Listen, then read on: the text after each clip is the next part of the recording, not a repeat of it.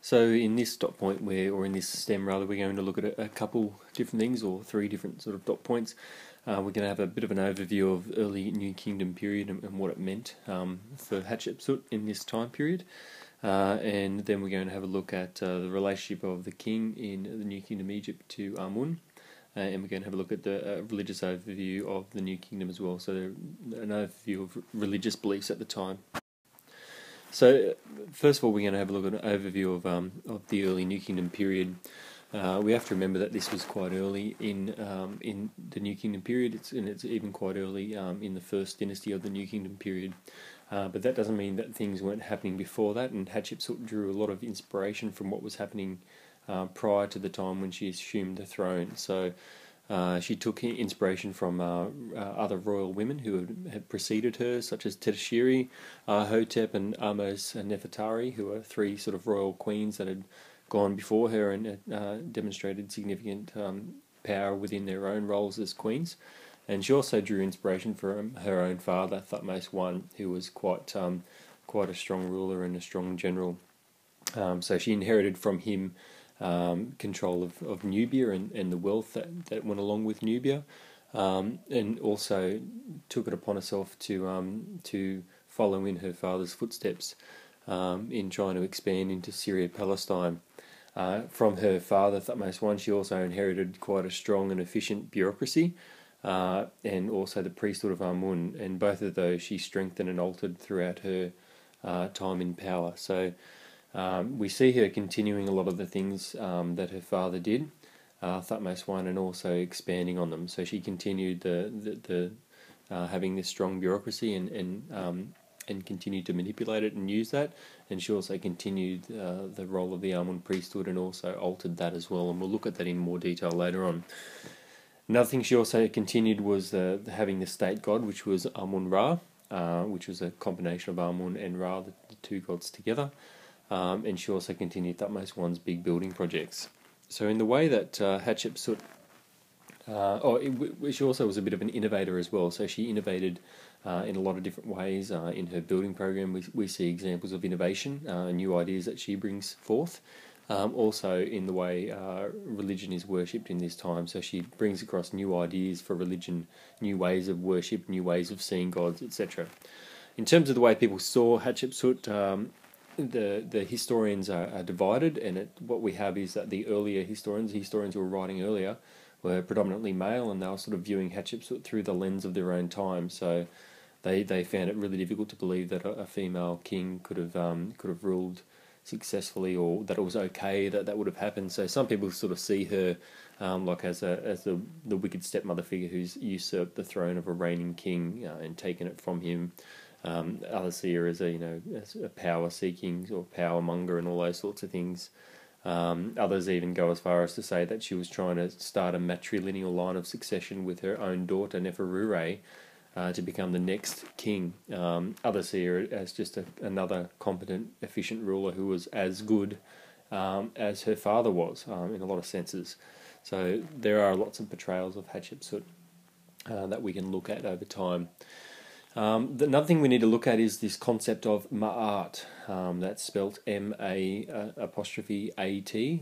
So it's this concept of cosmic order, which was prevalent in the New Kingdom period. And this cosmic order, it really needed to be maintained throughout a king's reign, and that was their responsibility, was to maintain Ma'at throughout their reign. So there's a quote here from Hornung. Stated briefly, Ma'at is the order, the just measure of things that underlies the world. It is the perfect state of things towards which one should strive, and which is in harmony with the Creator God's intentions. So it's a balance of good and evil, of right and wrong, and it's keeping out the bad, I suppose, is what it is. And that shaped everything in Egyptian society at the time, religion in particular, and what the kings did in their rule. So the king's main responsibility is ensuring that Ma'at, that the forces of good overbalance the forces of evil, so to speak. So they had to, and that was maintaining Ma'at, and they did that through worshipping the gods. So demonstrating worship to the gods or getting priests to do that on their behalf. So that meant rebuilding shrines, it meant undergoing religious rituals, it meant offerings to gods and all those sorts of things, and that's how the Egyptians did it. That's how they maintained Ma'at, expanding the boundaries of Egypt. So going out into another country and annexing that would be maintaining Ma'at too. So in other words, they had to keep the forces of evil at bay, so to speak, and that was really important for the Egyptians. And Ma'at was a goddess, and it's sometimes also represented by a feather, which represents Ma'at. Another thing we need to look at is that the myth, ritual, and religious structures at the time. We will look at this in a little bit in another section in a moment, but we need to have an understanding that there was the creation myth, which the creator god in the New Kingdom period is Amun, and Amun sort of is the creator of the world. So how that sort of fits in is that the Egyptians supported the gods in their job of staving off evil and chaos. So that was what was maintaining Ma'at is, and they staved off this evil and chaos through rituals and ceremonies and festivals and those sorts of things, and by doing these at shrines and at temples and those sorts of things as well. And as a result, we see that because that's so important, the Amun priesthood, which is the state god's priesthood, a bunch of priests that sort of they're responsible for conducting these rituals and ceremonies and festivals, they become quite powerful, and we see them having lots and lots of land, and quite important land as well. And the high priests were also really high-ranking within the administration of Egypt too. So not only were they religiously powerful, but they were also politically powerful. But we also find, and O'Connor tells us this, he says that despite their power, they were always subordinate to the king, who was the main link, or really the sole link between the gods and man, because they were actually considered the god's son. They were their child, the god's child. They're actually their mother was impregnated by Amun, who came down and did that, but we'll look at that in more depth later. So the king was always that sole link to the gods, more so than any of the priesthood, even though the priests were high-ranking, and they were a part of the political administration. In terms of the government system, we have to remember that the king is considered to be semi-divine as the son of a king. As the son of Amun. So what we have is strong centralisation, but as well as departmentalisation. So in other words, the king is the one who is the boss, but we also have different departments that look after things like trade, and others that would look after things like agriculture, others that would look after the military. So that's what we mean by departmentalisation. So in other words, different people were responsible for different departments, and people looked after different areas of Egypt as well.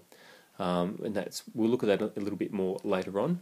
But we also see that to fulfill or to maintain Ma'at, we have Hatshepsut's got a strong internal policy and also an external policy. So internal policy is mainly looking at things like agriculture, keeping the peace, judicial aspects, as well as an external policy where they're looking more towards trade and military acquisition and defence and those sorts of things.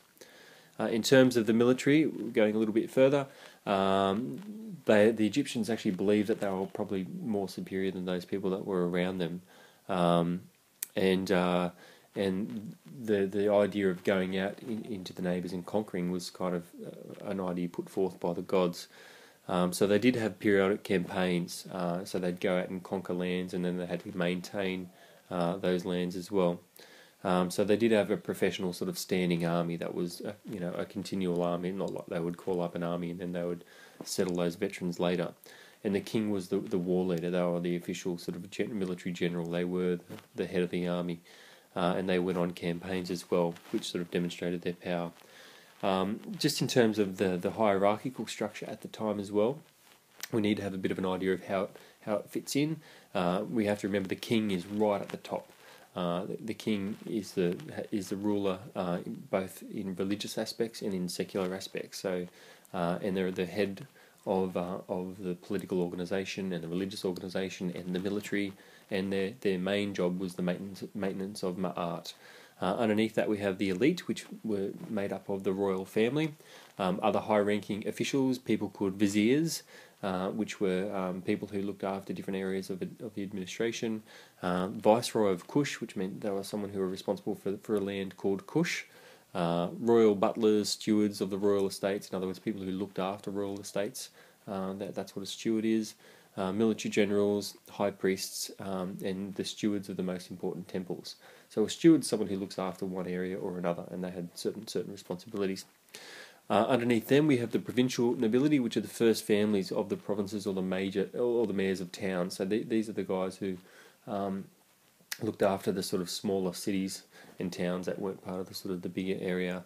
Underneath that, we have the middle class, which is the lesser bureaucrats. So sort of lower ranking priests, military officers, scribes, tradesmen, merchants, all those sorts of things. Priestly families. These are essentially, the middle class are made up of the literate. These are people who can read and write. And these are the ones that we have a bit of information about because they could read and write, because they've left inscriptions behind them, which was good. So that's essentially the middle class, the literate middle class there. Underneath them we have the lower class, which are just your minor officials, your soldiers and priests, and sort of they were support staff. They were the people who were the working class, I suppose, farmers, peasants, and then slaves underneath them as well. Women, we have women in occupations outside of the home. We don't really need to look at women in this society because royal women were in a different class to women in general, if that makes sense. So there's a bit of an overview of the New Kingdom itself, and we're going to move on now and have a look at the relationship of the king to Amun, which we've already kind of touched upon. Okay, so the relationship of the king to Amun, we have to first look at the god Amun. Amun is first mentioned as early as the 5th dynasty, and we're at the 17th dynasty when we move into Hatshepsut at the 18th dynasty. But it was only sort of a minor god, and it was a minor god that was associated with the place called Thebes, which becomes the capital in the 18th dynasty. So the 11th century, it was only a minor god until the 11th century, and it was only really worshipped in Thebes, and then it starts sort of expanding from there. So the name Amun literally means the hidden one. So Amun has been depicted in a variety of different ways, but by the time we get to the 18th dynasty, he's depicted as a man, and he's wearing a headdress with a double plume, and you can see that here with the double plume. So that's Amun there, because he's got this double plumed headdress that you can see, and that's the king there. So he's also associated with his goddess wife, Mut, and the sun, the moon god, which is Khonshu. So when the Egyptians finally got rid of the Hyksos, when the establishment of the New Kingdom began with the expulsion of the Hyksos and the unification of Upper and Lower Egypt, we have the establishment of Amun as the state god, which was only really located at Thebes before, as we've said, which is where these New Kingdom kings sort of established their capital, was at Thebes. So Amun became the state god, so that means the god of all of Egypt. And to try and Hornung, who's a bit of an expert in Egyptian religion, he says that to sort of aid the transfer and the transition to having this state god, they adopted the combination of the two gods, Amun and the god Ra, and that god Ra is the sun god, because some Egyptians were having trouble associating the sun, which was worshipped with Ra, who doesn't have a human form, with the king. So by combining the two gods together, Amun and Amun Ra, it kind of helps people who were worshipping Ra to recognise the king as Ra, as well as Amun as the king. So because it's in a kingly form, wearing a crown, they kind of associate the king with Amun together. So it helps people see the link between the king and the god, which was pretty important for the people at the time, and therefore they see, the god Amun Ra is sort of seen as a divine father presiding over the king and the royal family, and then the king has that definitive link with the god. Over the 18th dynasty, we see that the Egyptians are really trying to promote, or the kings are really trying to promote, the fact that they've unified Egypt, and Amun was pretty important as a part of that. Hatshepsut, during her reign, we see her establishing new ways to associate herself with Amun, and this is quite important.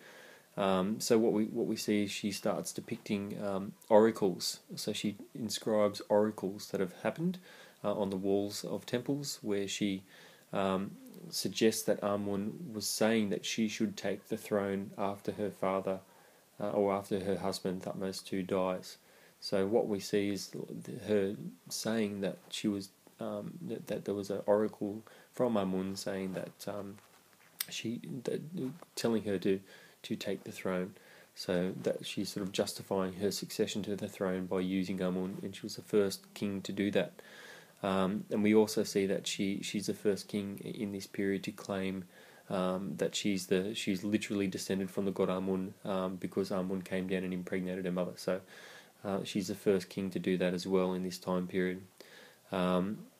So we also see lots of references to Amun throughout the period, her inscribing and saying that Amun told her to build certain things, and Amun told her to go on certain campaigns, and Amun told her to go on trading expeditions and those sorts of things. So we see lots and lots of links between Hatshepsut and Amun in this time period, and we see the way that she depicts herself with Amun in lots of different areas too, and we'll look at that more closely when we look more closely at religion.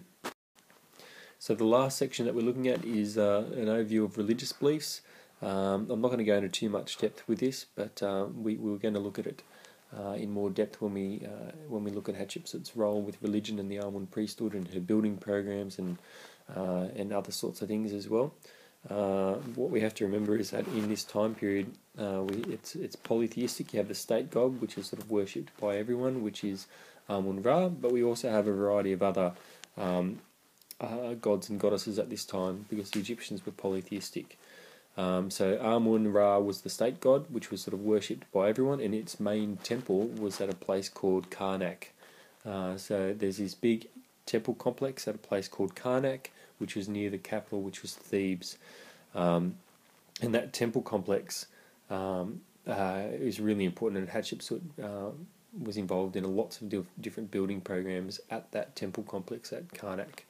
And despite the fact that Amun Ra is the main god, and it's the one that Hatshepsut spends a lot of time focusing on and doing things for and promoting, she doesn't sort of ignore all the other gods as well. So we do need to understand some of these other gods that she has. So Osiris is another important god at this time. We also have Isis, and you would have heard about Isis and Osiris maybe when we were looking at Pompeii and Herculaneum. Seth is the god of thunder, storms, that sorts of things. We've got Horus, who she associates herself with. The god Horus is the son of Osiris, and he's the protector of the pharaohs, so that's why she associates herself with Horus. Anubis is the god of mummification. We also have Thoth, who's the god of writing, and we have Ma'at, which is the goddess of truth, law and justice, and represented by the feather, and Hathor, who's the goddess of love and beauty and those sorts of things. So she does associate herself with some of these other gods, and we see that in her temples, and other sort of areas where she does make reference to them. So in terms of festivals, we have a few different festivals here. So most of these festivals are directly associated with Amun Ra. The first one that we'll look at is called the Beautiful Festival of the Valley, and this is one that Hatshepsut created. So this is one of her innovations, and it was directly associated with Amun. So in the 10th month, at the full moon, the statue of Amun, which resided in the temple complex at Karnak, was taken out of its sanctuary, and it was carried on a bark. Now this is a bark here, B-A-R-Q-U-E, and this is the bark. So that's the temple, that's the statue inside there, and you had a whole heap of people carrying it on this bark, which is like a kind of a boat type thing. So what they did was they carried it on the bark, and then they floated across the Nile on a ship, and then they got it to the other side of the Nile, Remember, they're on the eastern side of the Nile, and they carried all the way over to the western side of the Nile, which is where Hatshepsut had another of her big buildings, which is called Deir el Bahari, and that's her mortuary temple, which is not where she'll be buried. It's not her tomb. It's where people would go to worship Hatshepsut when she died. So she would build this. She built this all the way through her reign. So this is carried. Amun's taken from the sanctuary at Karnak over to the other side of the Nile River, to the western side, which is where Deir el Bahari is, where she will be worshipped after her death. And there is another sort of sanctuary there at her mortuary temple, which is where that statue of Amun would visit there, and then they would carry it back again. So it's linking Hatshepsut with Amun really closely by carrying it from Karnak to her mortuary temple, to sort of the shrine of Amun at the mortuary temple. Another festival, that they had at the time was the Opet festival. This was also associated with Amun-Ra, as well as his wife Mut and the son Khonshu. And it was during the second month of the inundation, so during the second month of the flooding of the Nile. And their statues were transported from the sanctuaries at Karnak to another temple at Luxor, which is about 3 kilometres to the south. And the king's Ka statue, a Ka is like your personal spirit. So a statue of the king's Ka was also carried in the procession. So it's linking Amun-Ra and Mut and Khonshu and the king's Ka all together. And they were carried from Karnak all the way down to the south to Luxor, and they were placed in the sanctuary there, and then they were taken back again. So that was supposed to represent the renewal of Amun and Mut's wedding, and also reinvigorated the king's power. So there are a couple different things as well, a couple different examples of festivals, and these linking the king to Amun. Another thing we have, and we have the temples. We have are pretty important as well. The whole point was that the temples were built to mimic the creation myth of the Egyptians. So pylons were erected, and they were borders to keep chaos at bay. So Hatshepsut erected the 8th pylon at Karnak. So that's an example of how she's trying to maintain Ma'at by keeping chaos at bay. The kings also depicted in monuments at temples as a warrior protecting Egypt from the external threats and chaos. So the king's role is to protect the people. There's also a sanctuary room, which is what contained the statue of the god, and it was located at the back of the temple. So the sanctuary room is where this statue, which would be in that container there, would be kept. That sanctuary would be at the back of the temple of Amun at Karnak, and it was higher up than the rest, which sort of represented what we call the primeval mound, which is from where everything, there was a mound that developed, and that's where everything sort of came forth from in Egyptian society. That's the creation myth of Egyptian society. We also have obelisks, which are sort of, I'll kind of try and draw one. We'll get rid of these names here. An obelisk is like an elongated pyramid, and Hatshepsut built a few of these as well. They're quite spectacular. Kind of look like this. And then they have a pyramidic top, like that. So that's an obelisk. So obelisks were also located in the temple precinct, and they sort of reflected the Ben mound, which came out of the waters of chaos. So they're just, the main point is to remember that they're reflective of the Egyptian creation myths. That's all you really need to know about that. Only members of the priesthoods were permitted to enter the temple precinct, so it was kind of like sacred ground. And we'll see when we look at Hatshepsut's building program that she was involved in a lot of buildings directly as a part of that Karnak Amun-Ra site, which is that temple complex was mainly associated with Amun. So there's a bit of an overview of Hatshepsut and her religious policy in this period.